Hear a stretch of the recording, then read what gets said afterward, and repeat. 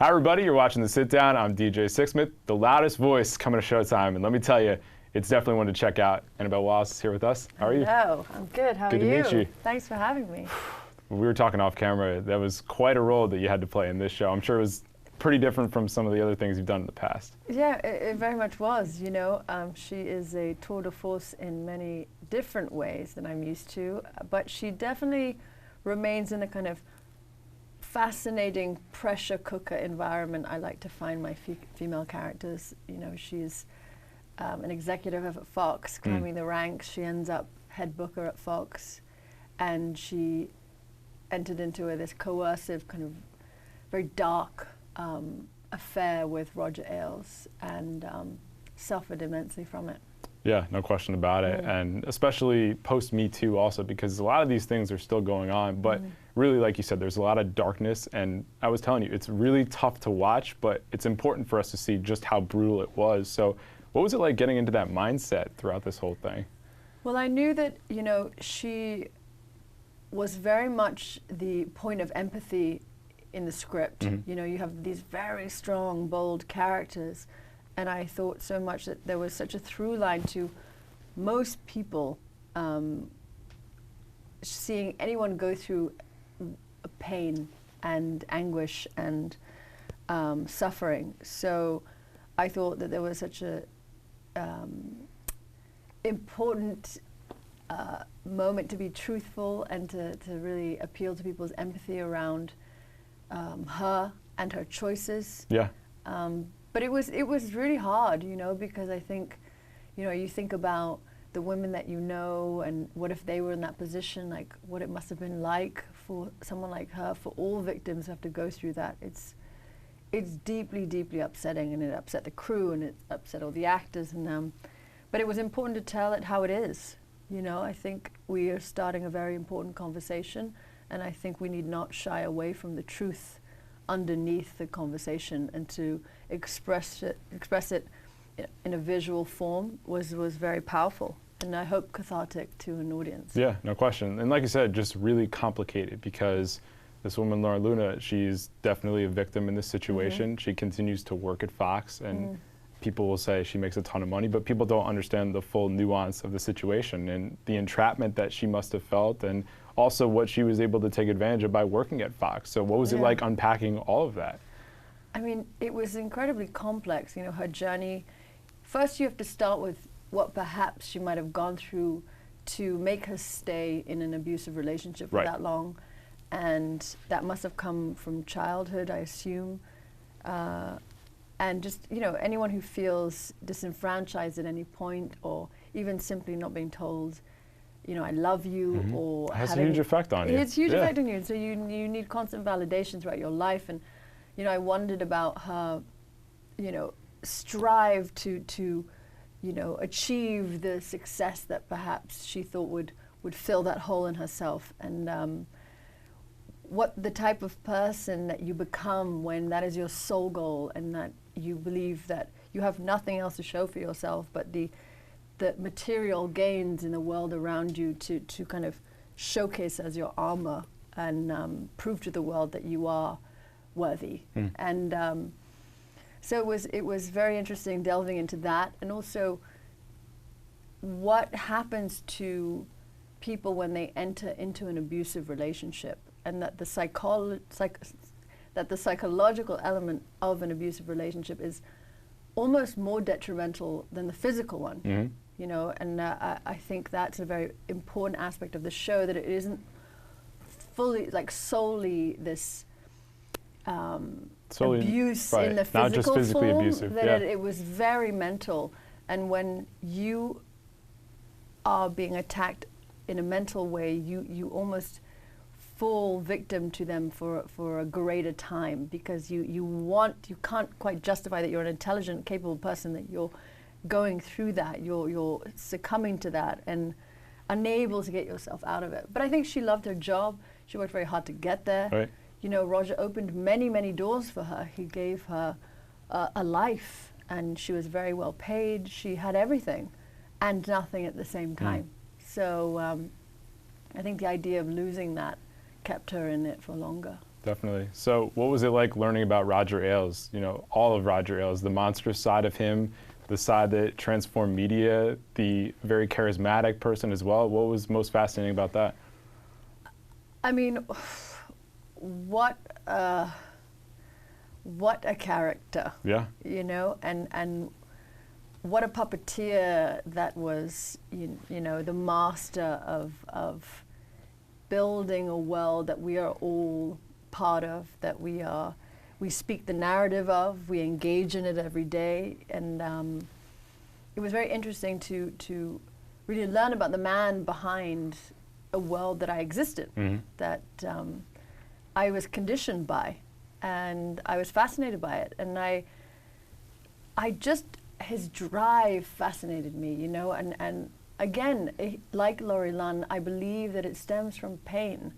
So there is a sadness in knowing that perhaps he made choices out of pain and he didn't have the empathy around him to help him through that. And so it's a nice reminder to, when you come across people who challenge the way you feel or make you feel uncomfortable or you disagree with their rhetoric, that perhaps you should look from a different angle and open yourself up to hearing about their story so you can perhaps understand why they're there, you know, why they've gone to that extreme. The why is really important. Yeah. And not enough people look back to childhood and understand this experience impacts you for the rest of your life. Of your life. And Yeah. I do believe that, you know, we're having a wonderful conversation for women and, you know, gender equality, and there's so many incredibly powerful conversations that are happening that we will be definitive of this time in history. But, you know, it's like it has to start in the schooling system. Right. It has to start from a young age. You have to really instill it in people to be the change from day one. And empower children to speak up, feel equal, lead by example. Absolutely. Yeah. And it will become normal for their generation. And this is how you treat women, and this is how you don't take advantage of someone sexually. Yeah. And of course, these conversations were happening, but people weren't calling people out because it just wasn't the way things were going down. Well, just like at Fox. It's taboo. Yeah. It's unsexy. You know, where I come from, it's impolite right. to talk about, you know, anything deemed sexual or just deem growing it private. up. Yeah, like I grew up, you know, in Portugal. It's a Catholic country. There's also, you know, the respect for the religion. You know, you don't unearth things that don't need to be unearthed. And I think though that is an outdated viewpoint. And the more you unearth, the more you shine light on it, and the more you can deal with it. Right. And you empower people to make a change. So I think that's the wonderful thing about this show, is that it's just unearthing a perspective, a narrative that perhaps people weren't privy to before, and then let them decide how they feel. You know, everyone's entitled to their own opinion, and knowledge is power. So if you're offering them a bit of knowledge, I think we're doing a good job. And then they can make their own decision. Right. You know? And it's going to be a little messy at first, right? Yeah, it's incredibly messy, you know? It's incredibly messy, but life is messy. It's necessary. Yeah, exactly. Yeah. That's real, right? It's messy every day in the political system that you're in, and I'm in, and in this divisive, this charged environment that we're in. So why not add some more? Oh yeah, no question. And the media Yeah. landscape also, because Yeah. even when people come in and they'll say certain things about the media, nobody knows who to trust anymore. No, and we're in an age of, you know, it's important to highlight that it is time for news to be responsible, to be well sourced, to offer different perspectives, different angles, and I think that you can't underestimate your audience anymore. No. We're too informed. We know when we're being lied to. We know when we're being peer pressured into thinking a certain way, and perhaps an agenda is being pushed onto us. So hopefully with that change comes a transparency in the information we receive, because we perhaps won't put up with it. I hope that's the case. And they're the watchdogs now, especially on social media. So I was thinking about that when watching your show, because you think about back to 2001 with the Bush administration talking to Roger Ailes, talking to people at Fox, pushing a certain agenda. that wasn't being called out in the same way today when you look at Fox and what's going on with President Trump. Those types of conversations are happening now when they weren't happening in 2001 with Roger Ailes and Dick Cheney and the Bush administration. Yeah, no, exactly. And you have, you know, so many journalists that are leaking things or finding out things. Everyone has an agenda. Yeah, everyone has an agenda. And also, we are, with things like Twitter and Instagram, you can't get away from it. Right. You cannot deceive for long. Like, it will unravel. And I think that's quite exciting. Because I think that holds people accountable a bit more. Yes, there might be more chances to ignite fires and things, but I think they'll die out perhaps quicker. But yeah, it's exciting to be in an age where we are, all of us, globally, I think, coming to a time where we are realizing that those agendas were in place and the people have the power to speak their truth, find out their truth, you know, guide those people back into their place and hopefully in the right direction. Definitely. You know? So you've worked with a lot of different talented people during your career. Working with Russell Crowe is one thing. Working with him in such an intimate way, I'm sure is pretty interesting. So what was that experience like for you? It was amazing. You know, Russell actually called me about the show. Oh, yeah? And was like, you know, I'd really love you to think about doing this. And of course, I said yes immediately. And he was like, it's tricky, but I think we can get there together and I'll feel more comfortable, you know, if it's the two of us. And it really was amazing to have that shorthand. It was amazing to know that he felt safe to go the distance. Again, in this climate, I think it's very hard for any man to deal with that subject. It's so harrowing. It's horrible. And yeah, so the shorthand between us really helped a vulnerability that was needed. And to really go especially there. For physically putting his hands on your throat and stuff like that. Yeah, I was like, you know, I was like, go for it. I mean, because I don't want to shy away in my work. I'm at a brave point, and I think bravery is needed if we're telling female stories and we're being honest about them. I don't want to tiptoe around it. And I think I honor my audience. I honor the victims of this type of abuse if you show people what it's really like. And that home truth is very humbling. Oh, yeah. And that home truth might awaken them to the people around them and change something. So, I don't know, you can just try to make people think differently. I think you guys certainly did. So, had you and Russell worked together before? Yeah, we did this film called The Mummy. Oh, right, with Tom Cruise. Yeah. So, we actually did loads of stuff in it we didn't get put in the film. I was like very upset. But yeah, that's where I met him, and we might be doing something after this together. Cool. So nice. Yeah, it's so nice to have those kind of partnerships in what we do, and yeah, just to feel comfortable and safe with people. It means you elevate your performance. Got to elevate your game. Yeah, he really makes you feel like you need to come to the table. Yeah, definitely. You know? So I'm sure pretty similar. It's a wonderful challenge. I love it. No, that's what you want, people pushing you. So I heard you speak about with The Mummy with Tom Cruise, like even some of the stunt stuff that was going on. You want to raise your game to what he's doing, you know? I did all my own stunts. Yeah, which was so cool to hear. And he wouldn't let me run with him because he's like, look, I don't want, you know, like I'm a very good runner. I was like, I'm a very good runner. And he was like, he's got that short, compact emotion though. I'm a good runner. I was like, no, but I'm a good runner. He didn't believe me. So we used to train together in the mornings. Yeah. And I would time when he came in that I would be on the treadmill, sprinting. Then he was like, God, you're really good. I was like, yeah. And then he added all these running scenes. Wow. And I was like, you know what? Oscar, whatever. I ran on screen with Tom Cruise. I'm very happy. What is the training with Tom Cruise look like? How long is he running? What's the intensity like?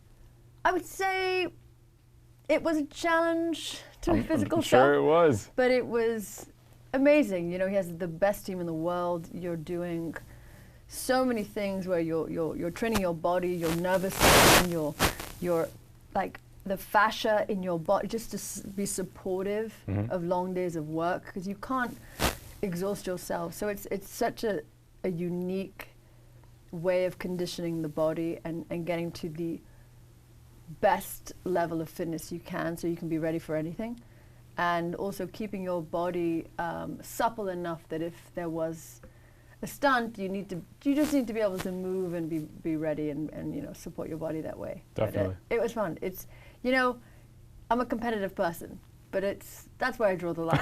That's all different. I definitely tried to do a circuit with him and was obliterated pretty fast. That's but, the next level stuff. He felt pity. Hey, you gave it a shot. Yeah, he felt pity. I think he slowed down, you know. But yeah, I'm very lucky. I've worked with some great people. Yeah, that's awesome. Yeah. And you know, going into your backstory a little bit, born in England, grew up in Portugal. How did this whole international experience shape you coming in here to America? Well, I think it makes you think spherically rather than one-dimensionally. I think globally too. Yeah, you're in essence a global citizen. I went to a school where there was 42 nationalities in 1 year and 44 kids. Wow. So I got to hear from people who'd escaped from Iraq with their families, or you know, Portugal has so many you know, ties with Africa. So you heard the stories of Africa, and you just open your mind, you know, and I guess it helps as a performer. You have more of a well to draw from. But then coming into America and seeing how, you know, it's such a multicultural society. It's one of the things I've always been drawn to about America, that you can come here from anywhere and make anything possible. And it's always been so open to me as a foreigner, and I guess I just hope that it remains that way, because that's what the country was built on. It's the country is built on, yeah. And it's what makes it beautiful, and it's what makes it a very special place, that you can come here and really live the American dream, and that inspires a lot of people around the world. And I wonder if Americans really realize that, you know, in the, you know, deep China, there's a young boy who believes in the American dream and wants to come here and wants to pursue and knows that the doors are open to him, and let's hope they remain open for opportunities like this. Opportunities for people of all walks of life. Definitely. You know, so yeah, it's been a good country to me. I'm very grateful. I'm sure it has been. Yeah. And I'm sure the acting career has been pretty good to you as well. Well, you know, we're trying. We're trying. You know, we're you know, it's a constant. I wouldn't say struggle, because I love it so much, but it has its peaks and valleys with everything. Yeah, it has its peaks and valleys, and you want to do the work that you're proud of, and you want to remain a person with integrity. And I think when you're younger, you're just so happy to work on anything. Right, you just want to do whatever it takes. Yeah, and then you start to realize that it's a legacy you're leaving behind. Oh, yeah. And I think as a woman, I feel very much like, for the women in my life, I want to portray women that they're proud of, that I'm proud of, and for the next generation to come, I want to do the same. So there's definitely a responsibility that comes with age and wisdom. No question. Well, speaking of legacy, how about Uncle Richard? Oh, he's got quite a legacy as Dumbledore, right? Yes, he has, you know, done had a very illustrious career in Hollywood in the 60s, and of course, with Jared Harris, who's his son. Yeah. He's in Chernobyl. That's right. So that's been really a lovely thing, you know, and I think that's where you realize as well that part of it's in the blood, you know, part of it's just a genetic thing, you know, I feel very lucky to be inspired by people that I'm related to. Yeah, it's a pretty cool thing. Yeah, it's really lovely. It makes it a more familiar place, because Hollywood can be quite lonely and quite isolating, quite big, and so it's nice to have, you know, feel like you have someone around. Especially when you're doing these projects and you're so locked into the character and isolated from everyone and everything else. Yeah, and you can, you know, go back into wherever and you can connect with those people, and they happen to understand your rhythm of life, which is difficult for a lot of people to understand. Definitely. So Sunday's the big day. Sunday is the big day. So when people check it out, what are some of the big takeaways you want them to have? Because like we said, there's a lot to unpack, but what are just a couple things that they can walk away thinking? I want them to walk away thinking how proud they are to watch a show that is trying to tell a truth, that is trying to inform them, that is trying to give them their own choice about a world that we all are part of today, and a narrative in the media that's affects everybody's life, and I think they'll be wowed by just the story. It's brave, it's bold, it's exciting, it's the American dream in its finest, and it's the opposite end of that spectrum. The horror, in the also horror of it of the all, country, you know, yeah, and and the what, culture, and yeah. what the desire for power leads you to, and it's there is a part of us in every character, you know. There are sides of ourselves that will be triggered, and it's important to look at that and to just take ownership of a direction that we're all heading in, and that this might be a time to reflect on it. Yeah. And this show might help people to I reflect. 100% agree. And it runs the full gamut of emotions, that's yeah, for sure. I hope so. And it's a great watch. It's great It TV. really is. It's really great. We're in the age of TV, and this It's a good is time really, right now. This is a really special one. Definitely. Well, Annabelle, it's Oh, been a thank pleasure. you so much. Thank you. you. You can catch The Loudest Voice Sunday on Showtime. We'll see you next time here on The Sit Down.